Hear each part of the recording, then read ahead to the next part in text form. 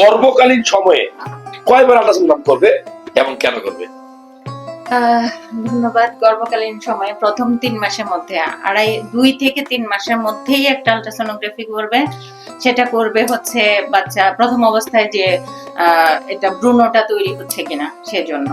তারপরে যদি হয় তাহলে কয়টা জেস্টেশনাল স্যাক আছে, হ্যাঁ, একটা, দুইটা, তিনটা, মানে কয়টা বাচ্চা তৈরি হচ্ছে, বাচ্চার হার্টবিট কি আসছে কিনা, সময় মতো বাচ্চার হার্টবিট আসাও জরুরি।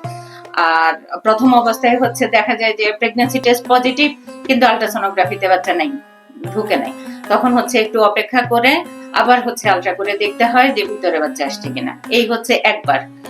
দ্বিতীয় হচ্ছে মাঝে মাঝে সময়ে আমরা বাচ্চাটা দেখি 6-7 মাস সময় বাচ্চার কোনো জন্মগত ত্রুটি হচ্ছে কিনা, বাচ্চার হচ্ছে সবকিছু মানে মাথা হইতে শুরু করে পা পর্যন্ত সবকিছু ঠিক আছে কিনা, হ্যাঁ। তারপরে হচ্ছে ফুলটা কোন দিকে তৈরি হচ্ছে, ফুলটা কি সামনে তৈরি হচ্ছে কিনা, ফুলটা হচ্ছে যদি সামনে থাকে মাকে কিছু পরামর্শ দেয়া যায়। তারপরে হচ্ছে কর্ডের পালসেশনটা কি ঠিক আছে কিনা, হার্টবিটটা কি ঠিক আছে কিনা, বিভিন্ন কারণে এই দুইবার।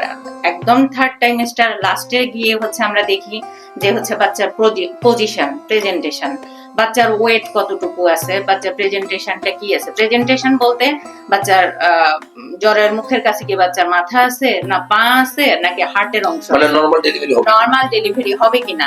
তাকে যে সে যে আমাকে জিজ্ঞেস করবে যে ম্যাডাম এটা কি নরমাল ডেলিভারি হবে, তা আমি পজিশন বা প্রেজেন্টেশনটা দেখে সেটা হচ্ছে বলতে হবে।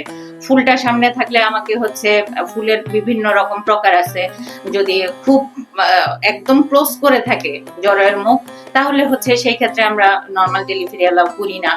তারপরে হচ্ছে বাচ্চার হার্টবিটটা আছে কিনা, বাচ্চার পানি অ্যামনিওটিক ফ্লুইড যেটা আমরা বলি এটা হচ্ছে নরমাল 8 থেকে হচ্ছে 18 পর্যন্ত নরমাল। এখন এই বিভিন্ন পকেট মাপ দিয়ে আমরা দেখি যে পানির পরিমাণটা কি ঠিক আছে কিনা।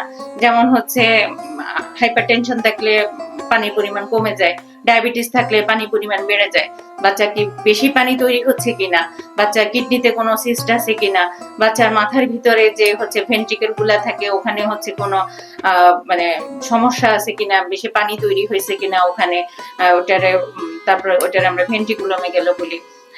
বাচ্চার মাথার সাইজের সাথে পায়ের সাইজটা কি ঠিক আছে কিনা, অ্যাবডোমিনাল সার্কামফারেন্স দেখি, তারপর হচ্ছে হেড সার্কামফারেন্স দেখি। এই 4টা মাপ দিয়ে আমরা হচ্ছে একটা ডেট ফিক্সড করতে পারি।